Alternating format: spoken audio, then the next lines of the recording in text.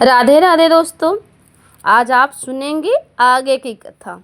जब धरती पर महाप्रलय आई थी तो क्या हुआ था, और सुनेंगे मार्कंडे की रोचक कथा। श्री ब्रह्मा जी कहते हैं कि हे मुनिवरों, कल्प के अंत में जब महासंहार आरंभ हुआ, चंद्रमा, सूर्य, वायु का नाश हो गया और सभी प्राणी नष्ट होने लगे। उस समय की बात बतलाता हूँ। पहले प्रलय कालीन प्रचंड सूर्य का उदय होता, फिर मेघों की घोर गर्जना होने लगती है, बिजली गिरती है जिसमें वृक्ष और पर्वत टूट फूट जाते हैं, सारे जगत का संहार हो जाता है, उनका पात होता रहता है, सरोवरों और नदियों का सारा जल सूख जाता है। फिर वायु का संहार पाकर समवर्तक नामक अग्नि पूरे विश्व में फैल जाती है। ऊपर से 12 वर्ष सूर्य तपने लगते हैं और भाग आग पृथ्वी को भेद कर रसातल में पहुंच जाती है, और देवता, दानव और यक्षों को अत्यंत भय देने लगते हैं।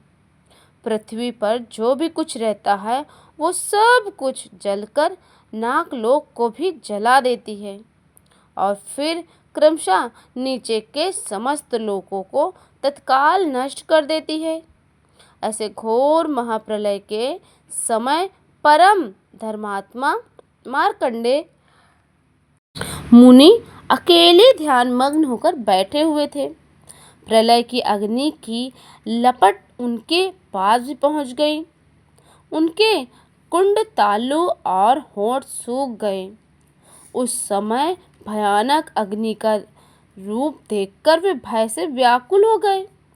कोई रक्षक ना पा सकने के कारण इधर उधर भागने लगे। चारों ओर अग्नि ही अग्नि थी। उनके ही भी शांति न मिली। वे सोचने लगे कि अब मैं क्या करूं? समझ में नहीं आता किसकी शरण में जाऊं, किस प्रकार सनातन पुरुषेश का दर्शन करूं।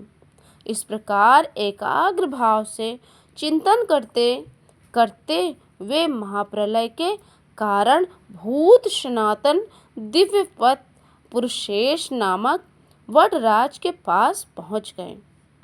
उस दिव्य वट को देखकर मुनि बड़े उतावले के साथ उसके निकट गए और उसकी जड़ पर जा बैठे।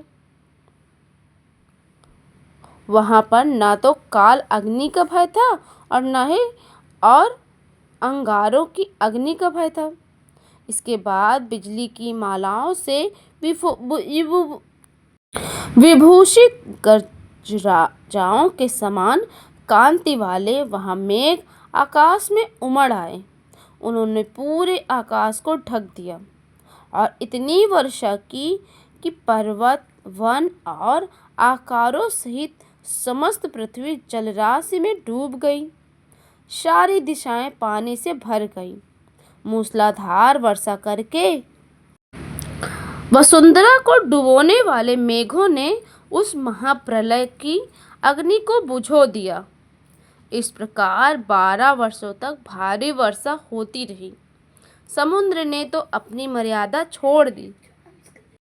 पर्वत गल गल कर बह गए और पृथ्वी पानी में डूब गई। इसके बाद प्रचंड आंधी उठी। उस प्रलय भंजन के वेग से सारे मेघ छिन्न भिन्न हो गए। उसके बाद भगवान विष्णु उस भयंकर वायु को पीकर शयन करने लगे। उस समय समस्त स्थानों में जनगम का भाव हो गया था। देवता, असुर, मनुष्य, यक्ष और राक्षस भी नष्ट हो गए थे। उस समय मार्कंडे मुनि ने विश्राम के अंततर श्री पुरुषोत्तम का ध्यान करने के बाद आंखें खोली, तब पृथ्वी को जल में डूबा हुआ पाया।